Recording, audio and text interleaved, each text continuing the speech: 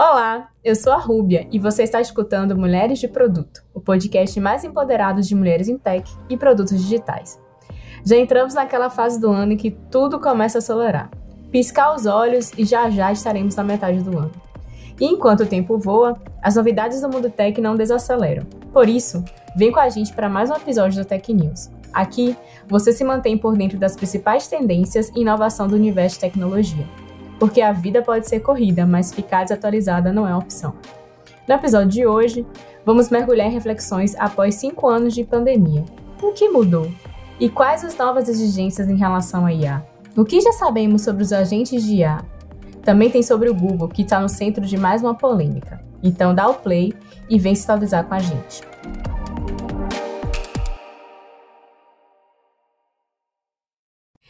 Então, 5 anos após pandemia, o que mudou? Eu me lembro bem que em março de 2020 tudo fechou, tudo parou. E a gente ficava muito apreensivo o que ia acontecer, quanto tempo essa pandemia ia durar. E falava-se muito sobre o novo normal. Mas aqui agora, olhando para trás, o que aconteceu 5 anos depois? O que é que mudou efetivamente para a gente? Então, a pandemia trouxe impactos profundos na forma como a gente vive, trabalha e cuida da saúde. Um dos principais reflexos foi a inclusão digital de públicos que não usavam tanta tecnologia, não tinha tanta familiaridade com ela, como pessoas mais velhas, moradores de regiões mais afastadas e classes com menor acesso digital passaram a usar aplicativos, pagar com QR Code. Lembro bem que durante a pandemia surgiu os cardápios com QR Code, que muita gente não gostou, e até pedir remédios online, o que ampliou não só o alcance, mas também a responsabilidade das soluções digitais. Mais próximo da nossa realidade de trabalho como produtoras, o home office virou regra, quase da noite para o dia, e abriu espaço para modelos híbridos, que seguem até hoje em muitas empresas, apesar que muitas já voltaram para o presencial. Também começamos a adotar práticas mais flexíveis, como atividades assíncronas, usando ferramentas como Notion e Slack. Afinal, nem tudo precisa ser reunião. E dando uma pausa aqui, já para um jabá, a gente tem um episódio recente sobre por que fazemos tantas reuniões, que a Silvana puxou, então vale a pena vocês ouvirem. Mas na saúde, acho que as mudanças foram mais marcantes. Antes da pandemia, a telemedicina era vista com desconfiança. Muita gente se perguntava, será que dá mesmo para confiar numa consulta online? E o exame físico, como é que fica? Mas com a urgência do momento, o modelo ganhou força e cresceu 80% e se mostrou eficiente e necessário, principalmente para quem vive em áreas com acesso limitado e atendimento médico. Em 2022, por curiosidade, inclusive, a prática da telemedicina foi regulamentada no Brasil com a seção de lei 14.510. Então, esse movimento acabou abrindo caminho para várias health techs, algumas surgiram do zero, outras escalaram seus modelos rapidamente. É o caso de algumas empresas como Doutor Consulta, Conexa e Zen Club, que registraram um boom de novos clientes durante o período. No final das contas, a pandemia não só acelerou as transformações, ela também redefiniu prioridades. O digital acabou ganhando mais espaço e o cuidado com a saúde mental entrou de vez na pauta. E o acesso remoto acabou se tornando parte da nossa vida. Então, o novo normal talvez não seja mais tão novo assim, mas continua cheio de oportunidades para quem está atento às mudanças de comportamento e tecnologia. Então, se antes o digital era uma alternativa, agora ele é padrão. E o governo brasileiro acaba de oficializar isso. Em 2032, o RG será aposentado, dando lugar a uma identidade baseada em blockchain. Não é só uma troca de documento, é a confirmação de que o mundo físico e o digital estão cada vez mais entrelaçados. Será que estamos preparados para isso? O que é que você conta isso? Olá, Rúbia. Olá, Mulheres de Produto. Bom, é isso mesmo, Rúbia.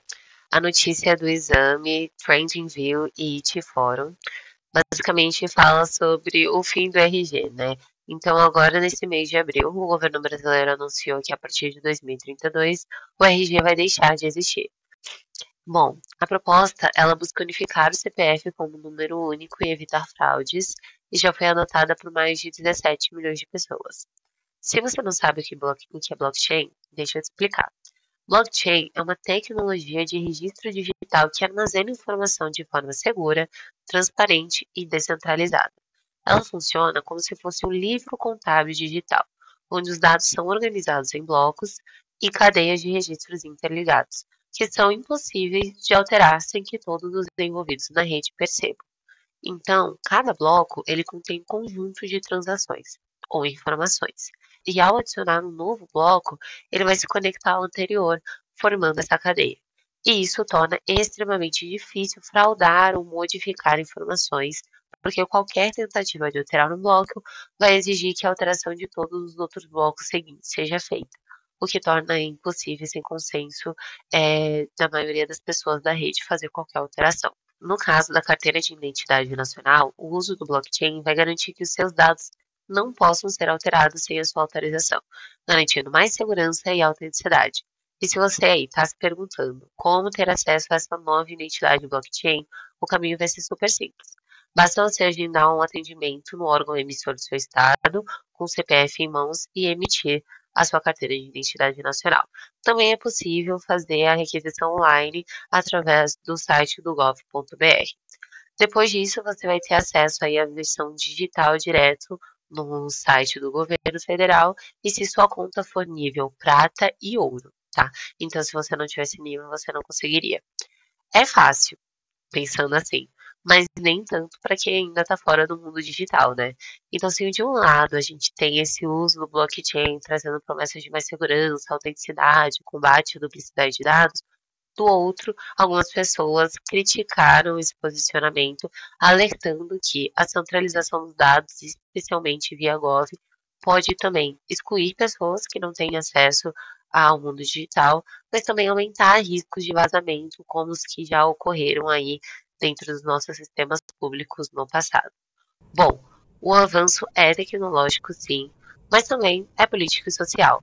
Num país onde milhões de pessoas ainda enfrentam essa exclusão digital, será que a gente está mesmo preparado para trocar a carteira de identidade pelo QR Code? Bom, a gente ainda tem bastante tempo para continuar nessa discussão até chegar em 2032, mas vale deixar aí o questionamento. Se por um lado o governo brasileiro está apostando em blockchain para ganhar mais segurança na sua identidade, por outro lado a gente tem gigantes da tecnologia enfrentando pressão por estar usando demais os poderes que eles têm. A pergunta que fica é, quem está controlando quem? Se os nossos dados de acessos agora passam pelo digital, vale a gente olhar com mais atenção para quem está ditando as regras desse jogo. E é exatamente isso que está em jogo no tribunal que colocou o Google no banco dos réus. É isso mesmo, Rúbia? Conta um pouco mais pra gente. Sim, né? O Google vira e mexe, ele está envolvido em alguma polêmica ou boa ou ruim. Então, o Google está passando por um dos julgamentos mais importantes da história recente da tecnologia. Então, o governo dos Estados Unidos está acusando a empresa de manter um monopólio nas buscas, e isso é uma discussão bastante séria. A ideia central do processo é que o Google teria usado seu domínio de mercado para dificultar a vida dos concorrentes. Mas como? Fechando acordo com fabricantes de dispositivos e navegadores para ser a busca padrão em tudo. Então, basicamente, para que você nem tivesse a chance de escolher outro serviço. Além disso, o Departamento de Justiça aponta que o Google pode ser usado sua plataforma de publicidade para favorecer seus próprios serviços, e sim criando não só uma vantagem de produto, mas também de estrutura. Se for condenado, o impacto vai muito além do Google. Pode abrir um precedente para repensar o funcionamento de vários serviços digitais que hoje dominam o mercado. Já pensou no que seria do Chrome, o Android e até da ADS se forem forçados a se desmembrar? Então, como pessoas de produto e tecnologia, esse é um tipo de discussão que vale a pena acompanhar de perto. Então, a gente tem que pensar no ambiente digital que seja mais justo, é bastante importante, né? E agora, então, de um lado, o Google é acusado por usar seus algoritmos para manter o controle sobre o que vemos, clicamos e escolhemos. Do outro lado, o CEO do Shopify manda um recado direto. Antes de pedir mais gente o orçamento, aprenda a usar IA. Mas será que essa cobrança é tão diferente assim? Quando o acesso de tecnologia vira critério de desempenho, nós estamos só distribuindo poder ou estamos concentrando na mão de algumas pessoas?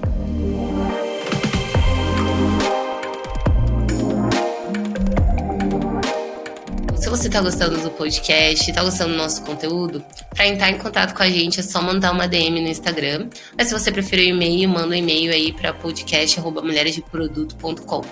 E também você pode apoiar a gente de diversas formas, seguindo a gente no seu agregador de podcast mais favorito, ouvindo pela sua plataforma favorita e também deixando like e entrando aí pro Clube MDP, que a partir de R$25 você vai ter vários benefícios, como inclusive passe livre no MDP Curtas, que é os nossos eventos aí que acontecem ao redor do Brasil todinho. Vem pro clube e continua ouvindo a gente.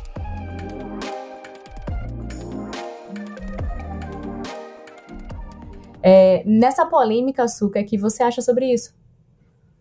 Boa, Ruby, é verdade. Eu acho que algumas pessoas já devem ter visto essa notícia, porque, enfim, né? Se tem uma pauta quente, alguém tá fazendo algum texto motivacional lá no LinkedIn também.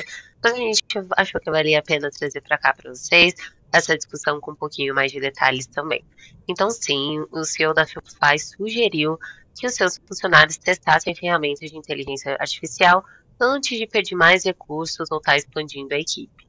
Ele é conhecido já por uma abordagem disruptiva, se podemos dizer assim, e enfatizou que a ideia de que a IA não é uma tecnologia do futuro, mas sim uma ferramenta prática e acessível que pode aumentar a eficiência no trabalho diário.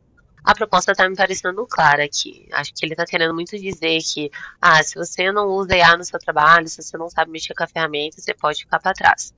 Eu acho que a gente está vivendo nesse ambiente em que a IA ela se torna não apenas um diferencial, mas também até praticamente um critério aqui de avaliação de performance da equipe.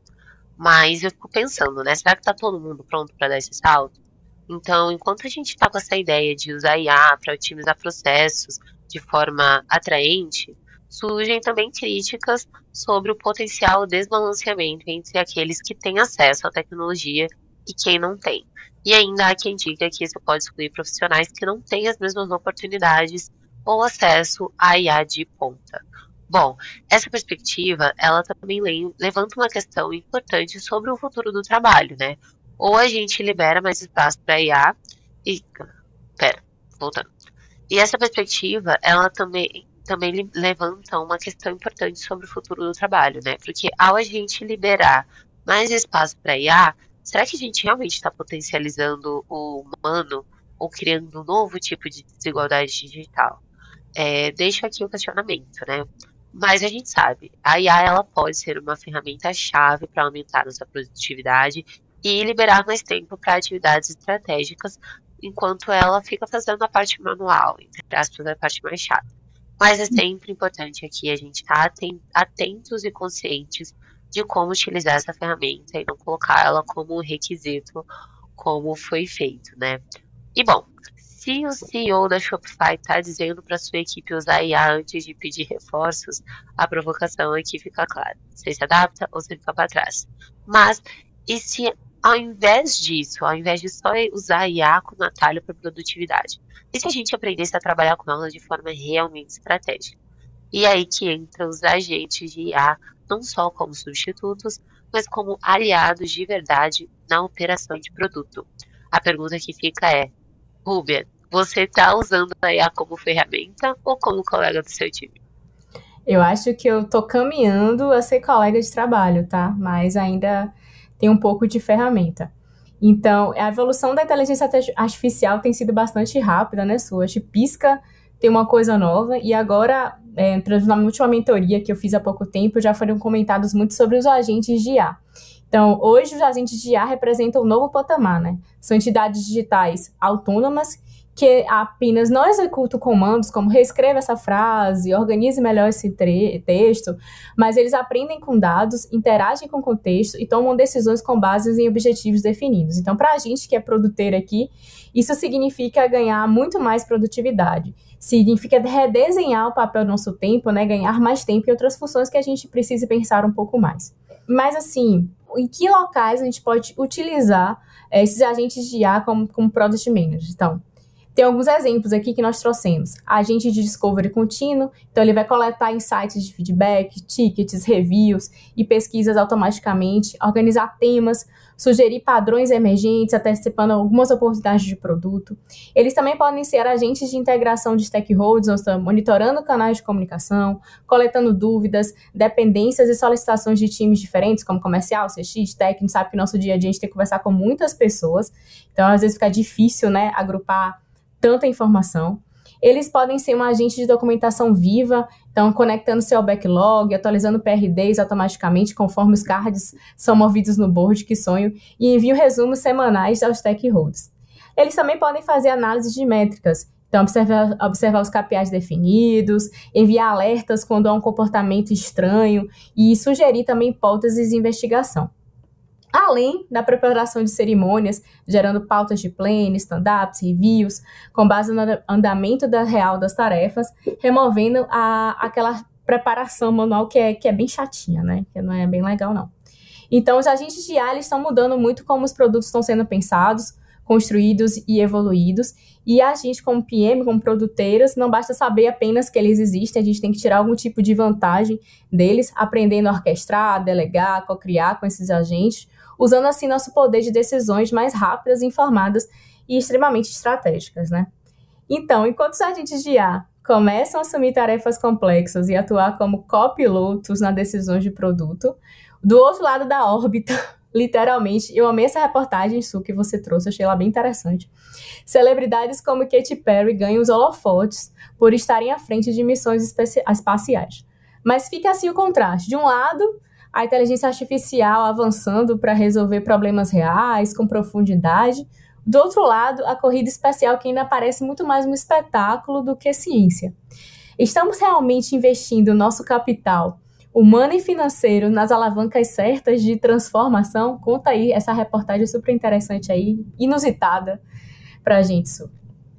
Exato, Ruby. Respondendo sua pergunta, não sei, me parece que não, em alguns momentos, pelo menos. Mas a notícia é essa mesmo. Gente, quando eu li, eu não acreditei. Eu falei assim, bom, quando o episódio for ao ar, as pessoas já vão saber que isso aconteceu. Mas vale a gente trazer, porque também, reforçando novamente, a gente não traz só a notícia, né? A gente também traz aqui um pouco do senso crítico, algumas argumentações, para que a gente pense de forma mais crítica mesmo os conteúdos que a gente está tendo acesso à internet. Mas sim, essa é uma notícia do Globo, UOL e G1. Então, com Katy Perry e outras 5 mulheres, Blue Origin pousa com sucesso e completa a missão com tripulação 100% feminina. Isso aconteceu no dia 14 de abril. E aí essa empresa realizou um feito histórico. Lançou ao espaço sua primeira missão com uma tripulação 100% feminina. E aí a bordo estavam nomes como Katy Perry e uma cientista da NASA, a Aisha. E mais outras 4 mulheres. Bom, esse voo, na verdade, foi um voo suborbital que durou cerca de 11 minutos, mas foi amplamente divulgado como um marco simbólico para a representatividade feminina no setor aeroespacial. Contudo, a repercussão não foi unânime.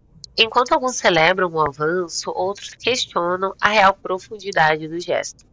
Críticos apontam que, embora simbólica, a missão acabou tendo um caráter muito mais profissional do que científico, destacando inclusive aí a presença de celebridades e figuras públicas em detrimento de profissionais técnicos. Além disso, houve também debates sobre o uso dos recursos significativos em um momento de vários desafios sociais e econômicos globais, levantando questões sobre prioridade e acessibilidade no setor espacial. Vale aqui ressaltar, tá, que uma única passagem para uma missão espacial como essa pode custar entre 200 mil e 300 mil dólares, que equivale a mais de 1,5 milhões de reais. Bom, me parece um valor inacessível e de fato é, para 99,9% da população mundial. E aí, em paralelo, a gente também tem Jeff Bezos aqui, muito recorrente nas nossas notícias, sempre com pautas bem negativas. Fundador da Amazon e também da própria Blue Origin, ele investe cerca de 1 bilhão por ano na empresa. E esse recurso, ele vem justamente da venda de ações da Amazon. Bom, essa divergência de opiniões reflete um dilema contemporâneo. Até que ponto as ações simbólicas estão de fato promovendo mudanças estruturais? E mais, quem realmente se beneficia dessas iniciativas? Bom, enquanto celebramos esses marcos históricos, é essencial questionar se eles realmente vêm acompanhados, né, de transformações reais ou se permanecem só como gestos isolados. Bom, diante disso eu deixo uma provocação. Em uma era onde a imagem muitas vezes está se sobrepondo a conteúdo real e relevante, como a gente consegue garantir que os avanços simbólicos se traduzam em mudanças concretas e inclusivas? Bom, estamos chegando ao fim desse episódio que trouxe notícias aí provocativas e que amamos compartilhar com vocês. Então a gente quer saber a sua opinião sobre os temas que a gente abordou hoje e qual notícia aí que ficou de fora, que mais apareceu na sua timeline aí no mês de abril.